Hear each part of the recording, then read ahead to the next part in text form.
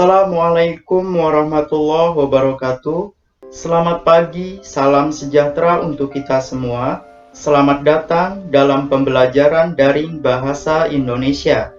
Apa kabar siswa-siswi SMA Negeri 2 Kota Serang?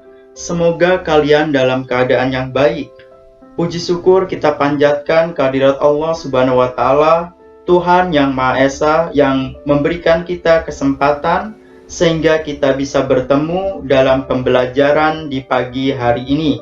Semoga kita semua selalu diberikan kesehatan dan selalu diberikan semangat dalam menghadapi pandemi COVID-19 sekarang ini. Pada pertemuan kali ini, Bapak akan menyampaikan mengenai materi pembelajaran tentang kaidah kebahasaan pada teks ceramah. Maka dari itu, silakan kalian simak pembelajaran berikut ini. Sebelum Bapak masuk terkait pada materi yang akan Bapak jelaskan, Bapak akan terlebih dahulu menyampaikan kompetensi dasar yang harus dicapai dalam pertemuan kali ini. Yang pertama yaitu menganalisis isi, struktur, dan kebahasaan dalam teks ceramah yang berkaitan dengan bidang pekerjaan. Yang kedua, mengonstruksi ceramah berkaitan dengan pekerjaan dengan memerhatikan aspek kebahasaan dan menggunakan struktur yang tepat. Kaidah kebahasaan teks ceramah. Ada 9 macam kaidah kebahasaan yang ada pada sebuah teks ceramah. Untuk itu, mari kita bahas satu persatu berkaitan dengan kaidah kebahasaan teks ceramah. Yang pertama yaitu menggunakan kata sapaan, seperti kata hadirin, kalian, bapak-bapak, ibu-ibu, adik-adik, saudara-saudara, teman-teman, dan kata sapaan yang lainnya. Yang kedua, kaidah kebahasaan pada teks ceramah yaitu menggunakan kata ganti orang pertama yang merujuk pada diri penceramah itu sendiri. Kata ganti orang pertama yang dimaksud yaitu misalnya kata saya, kami, kita. Nah, apabila penceramah menggunakan kata ganti saya, maka penceramah itu merujuk kepada dirinya sendiri. Namun, apabila penceramah menggunakan kata ganti kami, maka penceramah tidak hanya merujuk pada dirinya sendiri, tetapi penceramah juga merujuk pada dirinya sendiri sekaligus mengatasnamakan kelompok atau anggotanya. Kemudian, jika penceramah itu menggunakan kata ganti kita, maka penceramah itu mengatasnamakan dirinya sendiri sekaligus audiensi atau para hadirin yang ada di depan si penceramah tersebut. Kemudian yang ketiga, kaidah kebahasaan pada teks ceramah yaitu pernyataan-pernyataan yang berupa definisi. Hal ini ditandai dengan pemakaian kata-kata adalah, merupakan, yakni, dan sejenisnya. Nah, pernyataan-pernyataan berupa definisi ini ditandai dengan pemakaian kata-kata adalah, kemudian merupakan, yakni, dan pernyataan-pernyataan definisi yang lainnya. Penceramah menggunakan pernyataan-pernyataan yang berupa definisi ini digunakan untuk menjelaskan fakta atau informasi yang berkaitan dengan topik yang sedang dibicarakan. Contohnya, apabila pembicara atau penceramah sedang menjelaskan mengenai pentingnya motivasi, maka penceramah pasti akan menjelaskan apa itu motivasi dengan menggunakan pernyataan-pernyataan yang berupa definisi. Selanjutnya, kaidah kebahasaan pada teks ceramah yang keempat yaitu menggunakan kata-kata teknis atau peristilahan yang berkenaan dengan topik penceramahnya.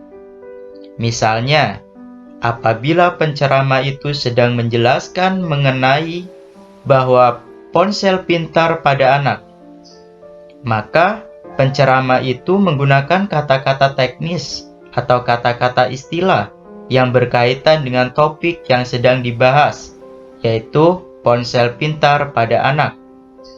Berarti berkaitan dengan ponsel pintar seperti smartphone, kemudian DZ, atau aplikasi-aplikasi lain yang ada di dalam ponsel itu sendiri. Contoh-contoh kata tersebut ialah contoh dari kata-kata teknis atau peristilahan yang berkaitan dengan topik yang sedang dibahas. Kaidah kebahasaan yang kelima pada kaidah kebahasaan teks ceramah yaitu menggunakan kata-kata yang menunjukkan hubungan argumentasi sebab akibat. Contohnya dari kata jika, sebab, karena, dengan demikian, akibatnya, dan oleh karena itu.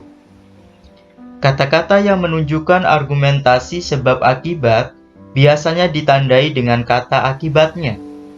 Kemudian, oleh karena itu dan kata yang menunjukkan sebab akibat yang lain. Selanjutnya, kaidah kebahasaan pada teks ceramah yang ke-6 yaitu menggunakan kata-kata yang menyatakan hubungan temporal, seperti kata sebelum itu, kemudian, pada akhirnya, dan kata-kata temporal yang lainnya. Kata temporal ini ialah kata hubung yang menyatakan hubungan waktu antara kalimat sebelumnya dengan kalimat selanjutnya. Selanjutnya, kaidah kebahasaan pada teks ceramah yang ke-7 ialah pada teks ceramah banyak menggunakan kata-kata yang menyatakan hubungan pertentangan.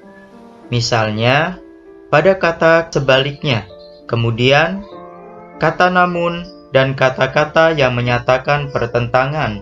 Selanjutnya, kata kerja yang ke-8 yaitu menggunakan kata-kata kerja mental seperti diharapkan, menduga, berpendapat, berasumsi, dan menyimpulkan. Kata kerja mental ialah kata kerja yang digunakan untuk mengekspresikan respon atau perilaku seseorang terhadap suatu tindakan atau pengalaman. Selanjutnya, kaidah kebahasaan yang ke-9 yaitu menggunakan kata-kata persuasif atau ajakan, seperti mestinya, mudah-mudahan, hendaklah, sebaiknya, diharapkan, perlu, dan harus. Kata-kata persuasif ini ialah kata-kata yang bertujuan untuk mempengaruhi seseorang atau mempengaruhi halayak ramai. Biasanya, penceramah menggunakan kata-kata persuasif ini untuk mencoba mempengaruhi penonton atau hadirin untuk mengikuti apa yang ia bicarakan. Selanjutnya, kita masuk pada langkah yang harus diperhatikan dalam membuat sebuah teks ceramah. Langkah-langkah yang harus diperhatikan yang pertama, ketika kita ingin membuat teks ceramah yaitu menentukan topik. Artinya, kalian tentukan terlebih dahulu topik yang akan dituliskan dalam membuat teks ceramah, sesuai dengan kondisi dan waktu yang ditentukan. Dan juga, topik yang harus dibuat nantinya harus menarik dan jelas, supaya dapat menarik para pendengar atau para masyarakat yang mendengarkan atau yang menonton ceramah yang kalian sampaikan. Langkah yang kedua yaitu menentukan tujuan.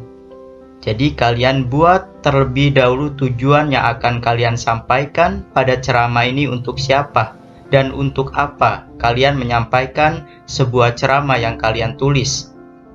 Selanjutnya, yang ketiga yaitu mencari atau mengumpulkan bahan. Nah, sebelum kalian menulis atau membuat teks ceramah, hal yang harus kalian lakukan adalah mencari atau mengumpulkan bahan yang nanti kalian buat pada teks ceramah. Sumbernya dari mana? Kalian bisa mencari melalui buku, melalui media, dan melalui hal-hal yang lainnya. Artinya bisa kalian melalui observasi, wawancara, atau observasi lapangan secara langsung. Nah, setelah itu sudah kalian tentukan, maka di sini yang harus kalian lakukan adalah dalam membuat langkah membuat teks ceramah yaitu menyusun kerangka ceramah itu sendiri yang tersusun mulai dari pembukaan, pendahuluan yang berisi ucapan terima kasih dan lain sebagainya, pokok atau isi, kemudian simpulan, harapan atau nasihat, dan juga diakhiri dengan kata penutup. Nah, itulah hal-hal yang harus diperhatikan ketika kalian membuat suatu teks ceramah atau teks pidato. Demikianlah pembelajaran yang dapat Bapak sampaikan dalam pertemuan kali ini. Bapak akhiri, wassalamualaikum warahmatullahi wabarakatuh.